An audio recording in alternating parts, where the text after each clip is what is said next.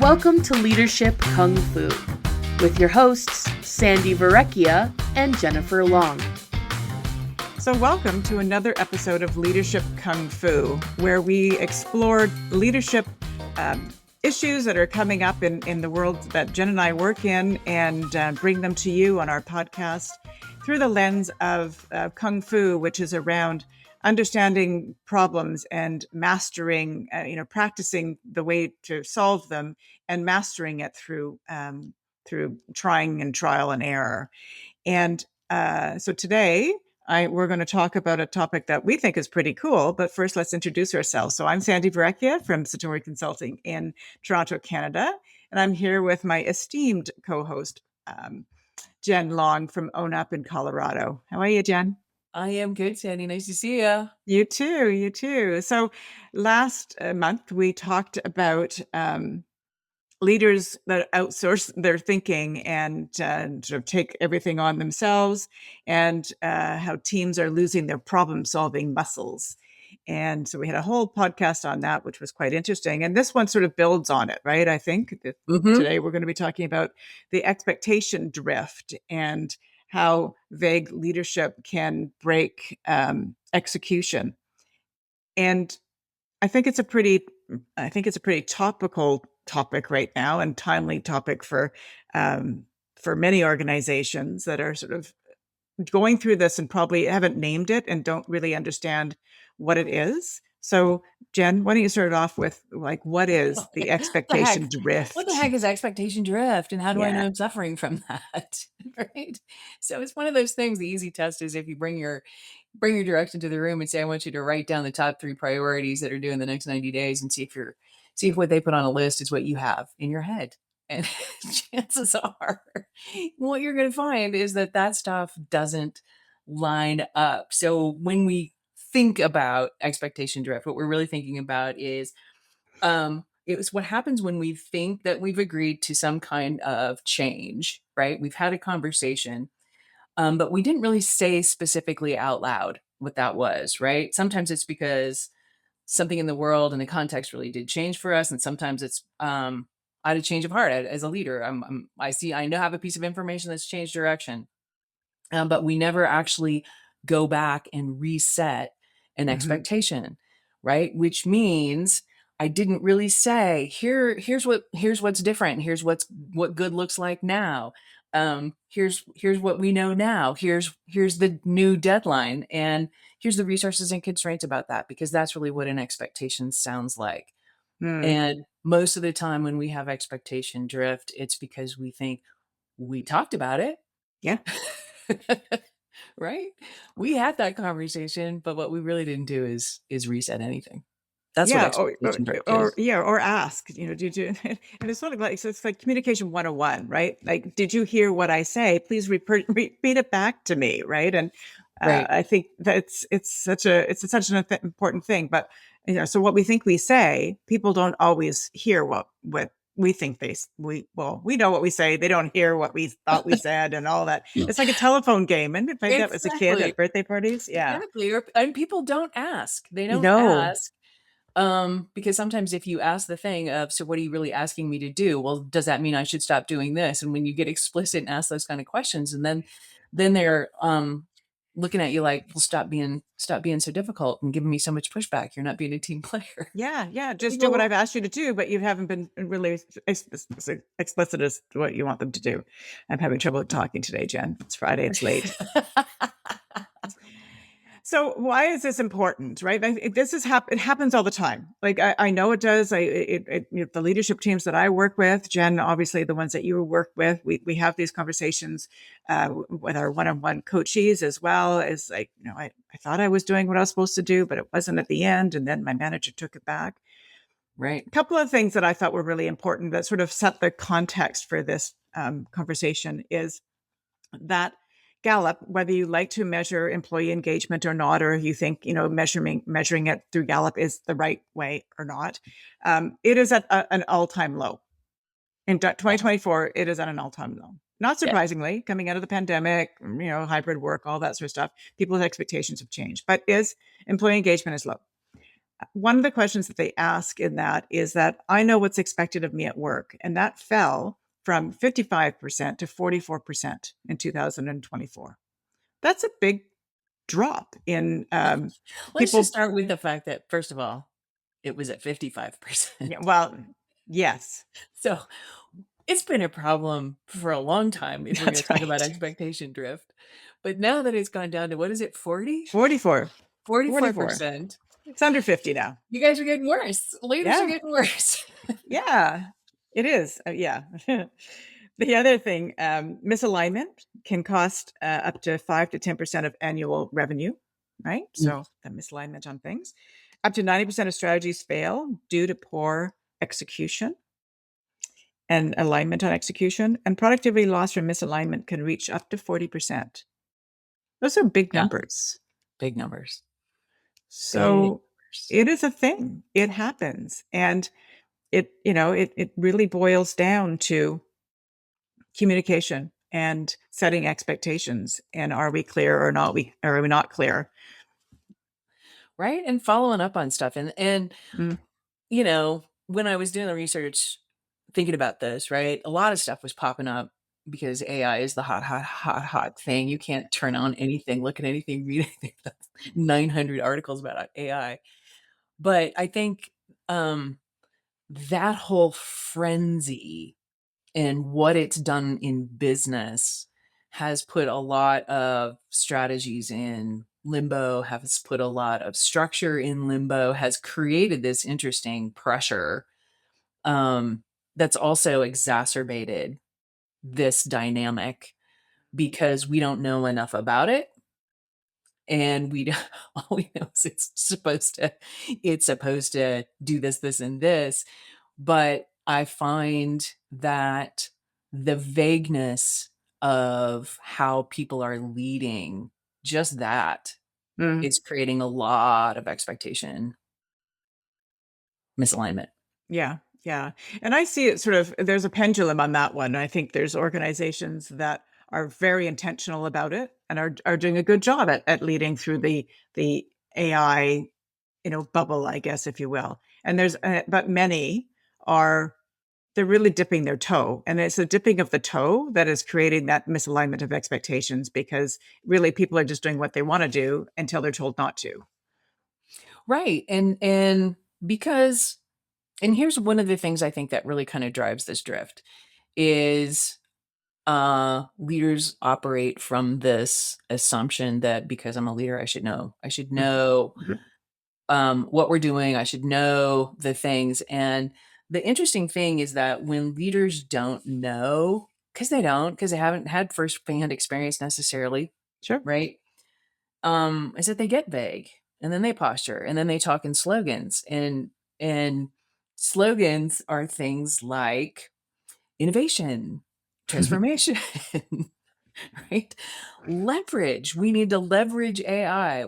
Hell, what does that mean, right? That's right. What does that look like? And Yeah. so when you're putting that in there to your team and telling your team to do something with that, you guys need to be leveraging AI, Mhm.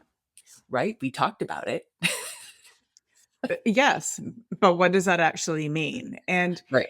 And I don't know. Sometimes I find there's a bit of a leadership speak where, right, where it's just like if I throw all these words at people, they're going to understand because they're Mhm. big words, and clearly, I'm intelligent, and it must convey all the way down. But the more you dress it up, the expectation, it becomes the more less clear it becomes. Mhm. So what is wrong with just saying, you know, unpack what leverage means and say, this is what we need you to do around AI, Mhm. right? Wouldn't that solve a lot of the drama around this drift that's happening? Right. And there's something to be said, and we're totally picking on AI because it's just everywhere, is right. A lot of that should come from the ground up. If you want me to leverage it, here's what that might look like for me. Yeah. Okay, do that. Or that's not what I was and as you hear that, I think that when I say the behavior that drives it, so if we're going to talk about how do you adapt in this, how do you lead, how do you kung fu this thing, right? Is learn. You are a leader as learner, and know that your expectations may modify, your expectations may shift, your expectations, and your expectations are a thread you have to keep pulling Mm-hmm. in this kind of environment. Is where are we on this? Where are we on this? What's that looking like? Well, now it seems like we should be doing less. Let's do that instead, right? Because that's the learning cycle of what are we learning? What do we need to apply? And how does that impact the pivot of the expectation, of the strategy, of whatever it might be? Right. And so what gets in the way? Because, what you're saying, Jen, makes absolutely total sense and seems pretty simple, right? And we talk about, I think, every podcast, but it's that people's, what they're focusing on is divided, right? So as a leader, you may have, several teams or certainly several team members, and creating that time and that space to have those conversations, to keep focusing back and making sure that they are still on point and that things haven't changed too much. Those conversations aren't as likely to happen because everybody's pulled in so many different directions, right? So Uh-huh. that drift happens not intentionally. The drift happens because those conversations aren't being had, right? The time for those conversations aren't being had. And people just, most employees want to do a good job. They just go ahead and do what they think they should be doing, right? And what do you hear the manager saying? Well, why did you do it that way? Or why did you do that? Because I thought that's what I was supposed to do. But it was vague, and so I just went with it, right? Right. Oh, I thought this was what you meant, right? Yeah, yeah.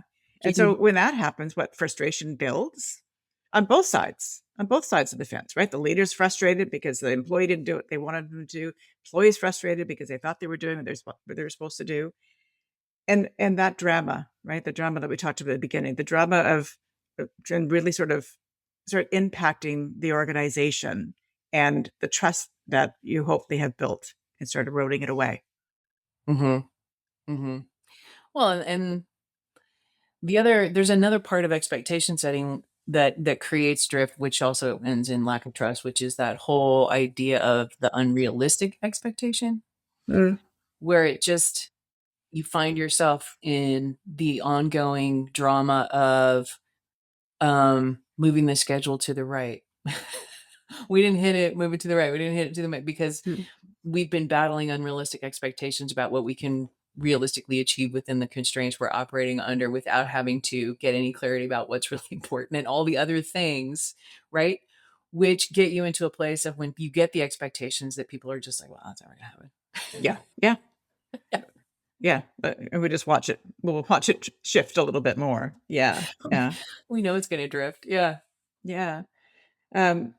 It also, I think, when you sort of work in this zone of the drift, which I think happens a lot, Mm-hmm. accountability, right? So leaders think that their employees just aren't stepping up to do what they should do. And it's not really that they're not stepping up. They're just not doing what they thought they should, or they're avoiding to do it because, maybe something is going to shift and the leader hasn't told them it's shifted. So why bother just starting it? And it's just this perpetual cycle, really.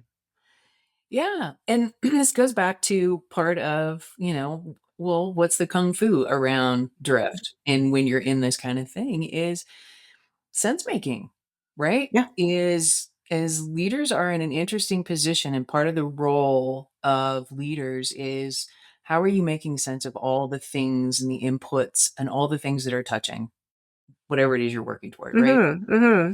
Because if you can't make sense, you can't create expectation. Of course. And that whole thing of, I think sometimes leaders get frustrated, especially if they're not senior, they're sort of at the director, mid level, and they're sort of Hmm. in all of of waiting for someone else to give you something to tell you, of being visibly frustrated with your own team around, well, let's just until we hear differently, Hmm. um, is having strength of character to say, here's what I see.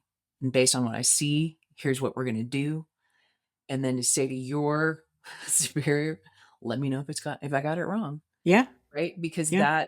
that practice of sense making and moving toward that and having confidence in your own abilities to say, this is how I'm reading the room, so here's how we're gonna move out. And Hmm. until such time I hear differently, and then I gotta check up and down. Am my dots connected? Am I drifting? Am I right? Hmm. Um, and I think that's part of the art of this is you don't get off the hook just because it's not clear. No, no. But I think in what you're describing there is that, going back and checking in, right? And leaders may feel they don't want to be micromanagers. And they may feel that that check-in is more of a micromanagement than not, right? But it's not, right? Checking in and gaining clarity, ensuring that the person is doing what they are doing and right, and that you heard right, and all that sort of thing.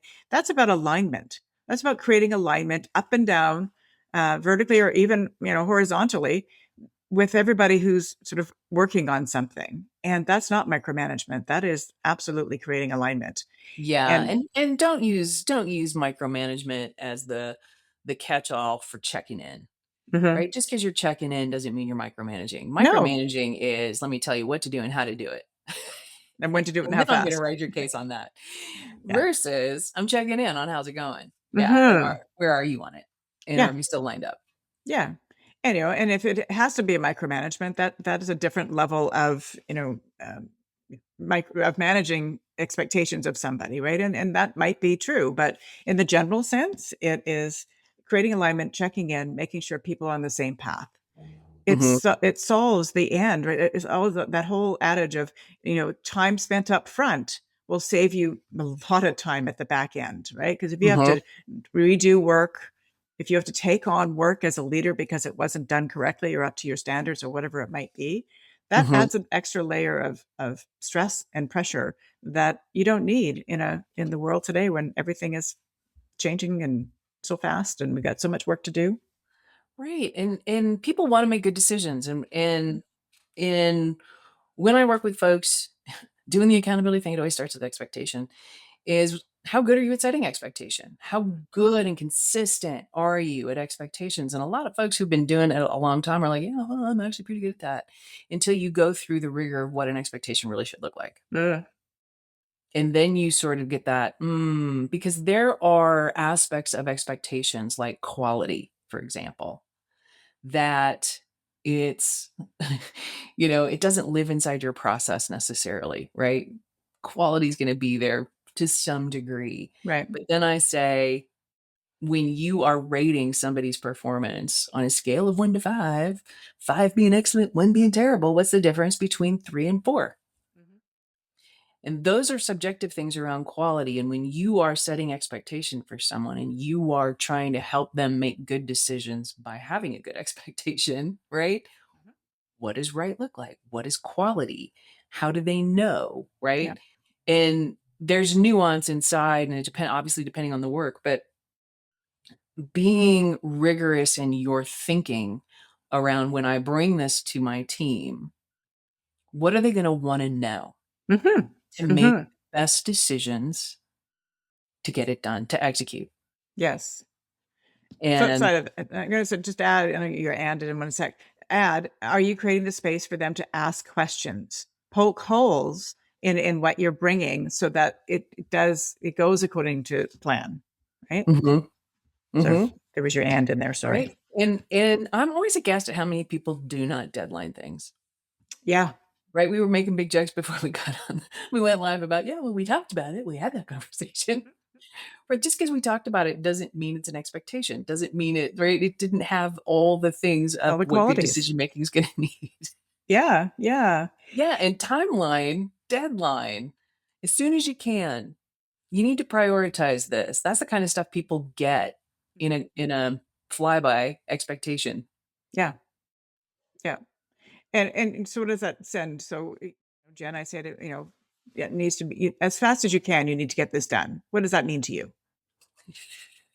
Sh She wants it before the end of the week. Maybe, like, over the End of the weekend? day is a Do I have to work COV. Saturday? The Yeah, next hour. Yeah. it's crazy, and so there's some things that, you sort of level set, right? You can ask for a timeline. You can, from an employee perspective, confirm the outcomes that are expected, right? Like we wouldn't, you and I, from a consulting perspective, wouldn't go into a contract without understanding the outcomes that we need to produce in order as in the end of it, right? So what are the outcomes that you're expecting? What's the timeline that has to be met? What are the milestones within it that you're going to be checking in? 100%. And this Kung Fu also sits at the receiver level, right? When you get unclear things, when you get layered on top of, do this and this and this, we're going to have to do, this is where the sloganing comes in. We're going to have to do more with less. I'm going to need you to, right? Is what you're going to kill my execution because I'm going to have to make sense of that.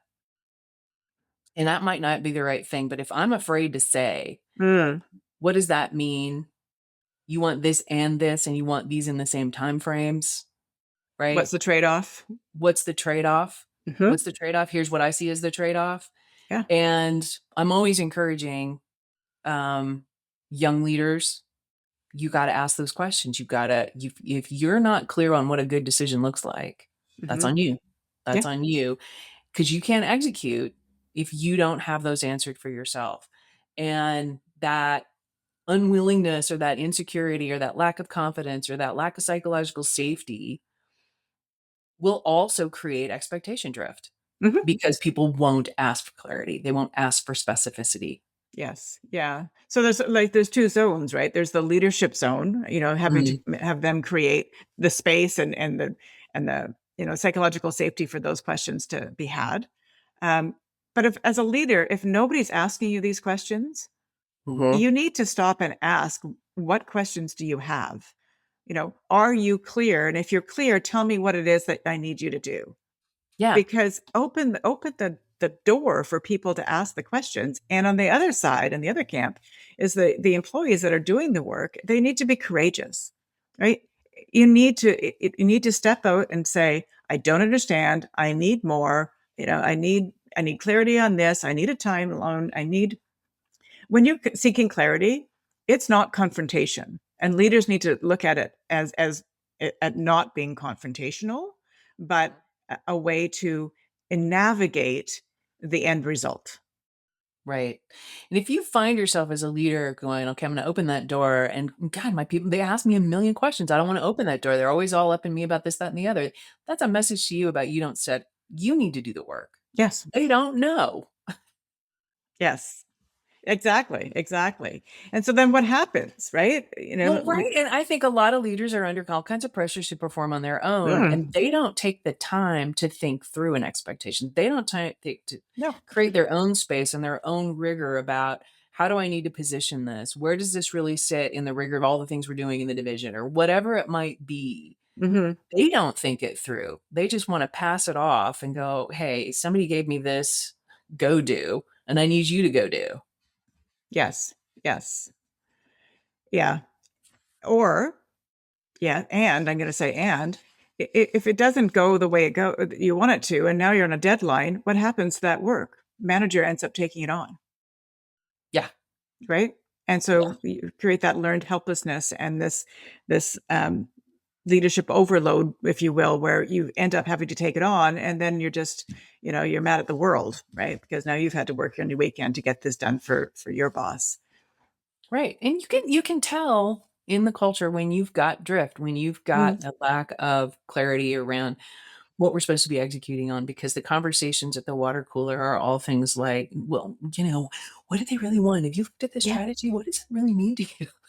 Do you know what we're doing? Right. Or are we still doing that project, or is it dead? Right. Those kind of things.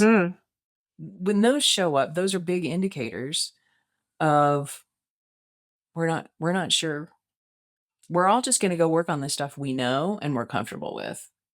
Yeah, for sure. And drift doesn't happen suddenly. Like it's not something that happens overnight. It's something that happens gradually. And so the more of those conversations that are being had around the water cooler, it says that your drift is getting larger and more intense. And so you should be listening for it and also creating that mechanism for people to being asked you those questions. Right. So that's one big indicator. The drama, the conversations, the whispering, the oh God, what the discomfort that's in the air is a big clue. A second big clue is how much rework are you doing? Yeah. How much stuff are you doing more than once? Right? Because your expectation was bring me a rock. And they brought you a rock and you said, no, not that rock. No, I wanted a big rock, not a little rock. I want a pet rock, not just a rock. A gray rock. Yeah. And I can't tell you how frustrated, because that's the first thing. I loved it when I first heard that phrase, when people were like, oh, I went in there and all I got was bring me a rock. I'm going to take one in and they're going to go, no, not that rock. Yeah. And that creates a whole other level of, I don't know if it's mistrust, but when you're told to do something and you're told to get a rock and you keep bringing rocks and they're keeping the wrong rocks, that really it's really affects your demeanor, right? Do you want to bring a rock next time? Probably not. Lack of respect. Terrible. All kinds of, let's roll it into the drama factor. Yeah. Right? Of what that is. Yeah. So what can managers do, right? So really, as simple as it sounds, you need to be explicit. Leaders need to be explicit about what it is that you want. If you want a rock, what's the size? What's the scale? What's the color? Where are they going to quarry it from? Exactly. What kind of truck are they going to need? Yes. And as an employee, if you're not getting that, let's not make assumptions, right? Because assumptions are terrible, always. And they're always, I think, always wrong, 90% wrong. So make sure that you're being explicit, or you're asking for the explicitness and not implying things. Right. And if you're in the headspace of, well, they should know, right? So when you say, here, I need this, and you lob it with the general sense of what you think is enough information, a good question to end that with is tell me what you heard. Yeah. Reiterate. Yeah. Right. So communication 101. I think I know what should know this. And so just tell me what you heard so that I know that you heard what I really thought I was saying. Yeah, that's right. Yeah. Yes. Sort of prioritize from a leadership perspective. I think prioritize with purpose, right? Making sure that people are connecting what it is that you're asking them to do to something that's sort of a bigger piece of the puzzle, right? To the measurable outcome. How are we going to measure it? If it doesn't fit what you think that should be doing, you should be asking, how does this fit into our strategy? Because again, I love trade-offs, and I love that conversation around trade-offs, because if you ask me to do this, then I can't do this. And are you okay with that? And that's a hard conversation, right? Because we don't want to, we want to do it all. We don't want people to be disappointed in us, but having that trade-off conversation is really, really important. I just had it with a board around, a really big decision that they wanted to make. And they're making the decision, and the management in the room are all heads down thinking, well, holy, what does this mean to us? Because we can't do that and everything else. And it was one courageous person that said, are you willing to trade off X, Y, and Z for us to get that done? Very explicit. Yeah. And otherwise you're just layering priorities on top of priorities. And part of the Kung Fu is really breaking yourself of the idea that you can do more with less. Mm-hmm. Yes. You can only do less with less. Yes. And what you're focusing on is individual capacity, personal efficiencies, right? Mm-hmm. And talk about that. Don't talk about more and less. Yeah. Because that's confusing, meaningless, and irritating. Yeah. It leads me to another stat that I was thinking that I read. So organizations, lots of them, are sort of eliminating or consolidating management roles, which is leaving 37% of employees feeling directionless. So, you're taking these key roles out, and who's directing the people that are left? Well, because they haven't they haven't created a new expectation Right. around role and responsibility. Mm-hmm. And so you look at, right? So I'll go back to the AI or the easy ed things right now, because that's what's really showing up. Is when they are taking out the coders, and then the guys who do all of the system design, like the testing, Mm-hmm. right?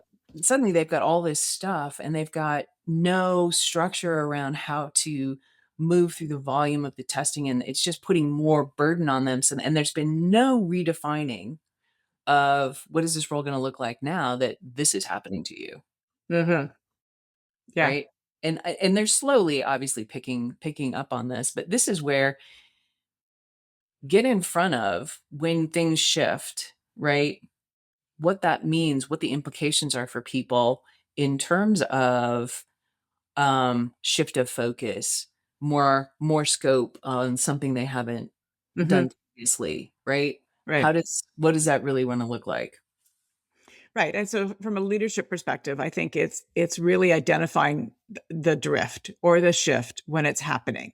So Hmm. so being intentionally about something's just moved.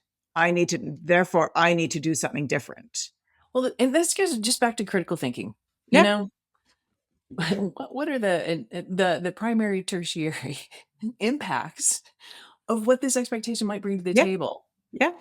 Yeah. Yeah. It's yeah, a funny story I'll tell you later. um So unclear expectations, right? They Right. create confusion. They can create conflict. They can obviously create rework. They can Yeah. create frustration and disengagement, right? And all of those things are not what you want in an organization that is highly functioning. Yeah. Right? Yeah. It's the biggest killer of strategy. Mhm. Yeah. And what's the story you're telling yourself if this is happening in your world? What's the story that you're telling yourself that you're not owning as a leader? Mm-hmm. And maybe some self-reflection on how Mm-hmm. you can be more clear and how you can own the clarity of your expectations and And here's the sharing that. thing, it's not that they're not going to drift. Mm, Things change, for right? sure. For So the sure. thing is, name it when you see it. Things have drifted, shifted, stuff has happened. Here's the new context, right? Hmm. Own the drift. I know we're gonna, I see drift. I see you guys look confused. This seems like it's all everybody's frustrated. Let's reel that back in. Let's line it back up together and get back around where we need to be so we can execute well. Yes. Job one is knowing when you see it, say it and go, oh, let's get a reset. Let's do a do-over, whatever it's going to be. Yeah. And I sort of go back to if you're in busy mode, you're not going to notice the drift or the shift. Mm-hmm. Right. And so you need to create the space and the time to actually think about what's happening, and that space and the time to actually communicate that to others and have that dialogue with people so that they are aware of what's happening. Um, because that drift, as I said, it doesn't happen overnight. It happens over time. And so if you're in it, there's things that you're going to have to roll back Mm-hmm. right now in order to stem it. Maybe not Right. stop it, but stem it. Yeah. Right. And this is all communication skills. Yeah. So if we're gonna kung fu, right? Hmm. Communication skills is listening. What are the questions your people are really asking you? What does that really mean about how clear they are? How vague you're being, right? Yeah.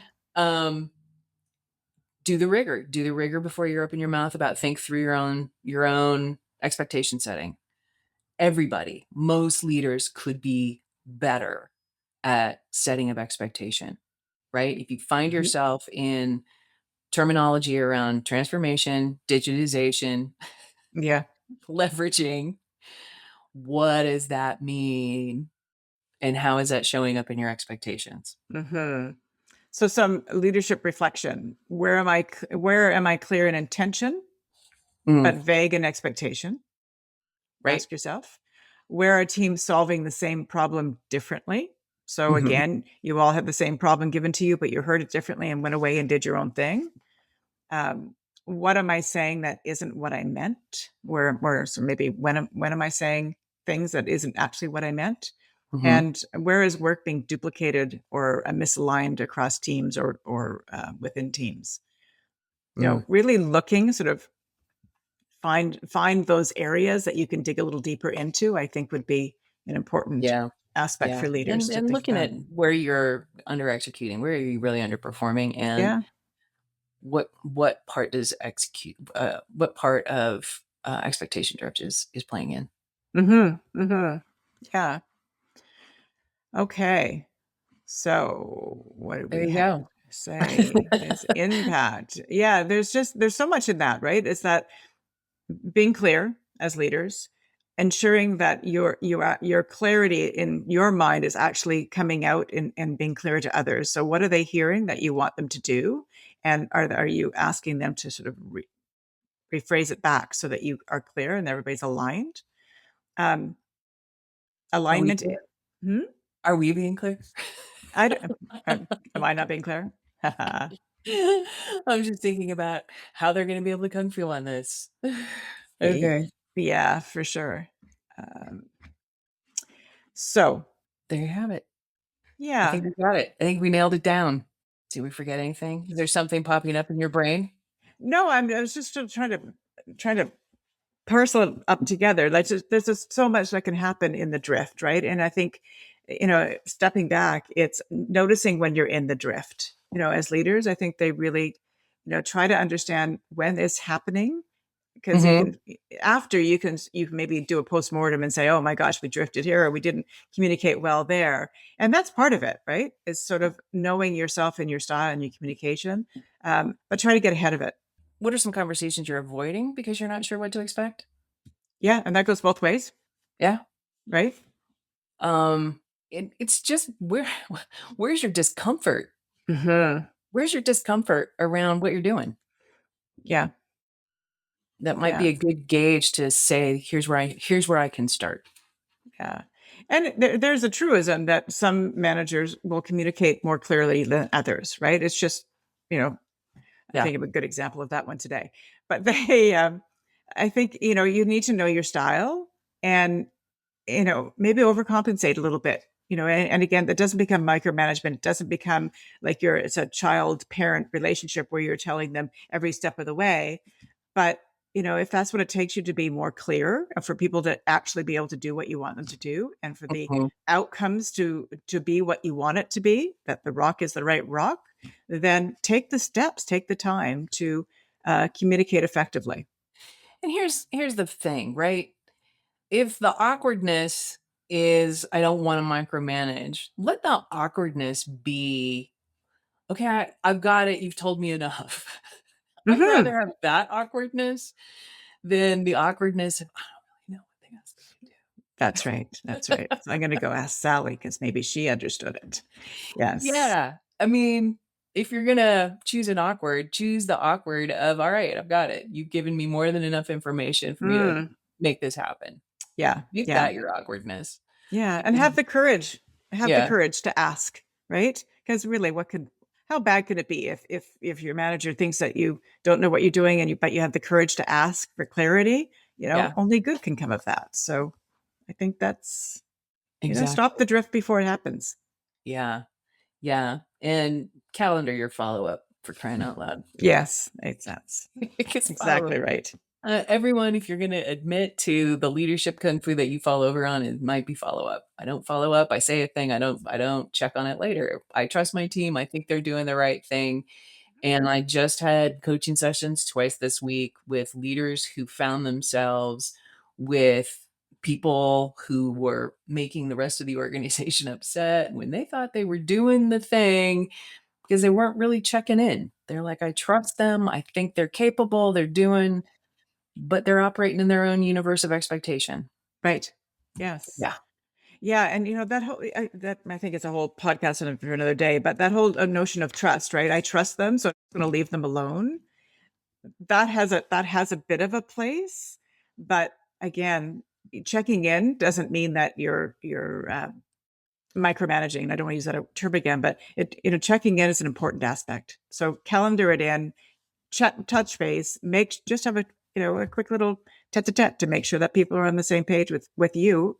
Yeah, nothing's changed here. Everything good there? Yeah, that's right. What are you doing? Can I have a sneak peek? Whatever it might be, right? Just to reinforce that as a leader, you're there for them. So if they do have questions, that you've created that space.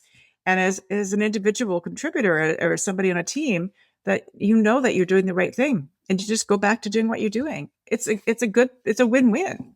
Yeah. But it doesn't happen as much as it really should. As much as it really should. That's Yeah. a fact. That's a fact. Yes. This is what keeps Sandy and I employed. Thank you very much. There you go. All right. All right. So tell us what we missed. Give us your feedback. Tell us what you're going to practice. Think about your own expectations. And we'll see you next month on another edition of Leadership Kung Fu. Excellent. We'll see you next month. Thanks so much, Jen. Thanks, Sandy. Thank you so much for listening. You can check out Sandy's website at satoriconsultinginc.ca. That's SATORI Consulting INC.ca. And you can check out Jen's website at accountabilityatwork.com. If you like what you hear, let us know by leaving a review on your favorite listening platform. Thanks again, and we'll see you next time.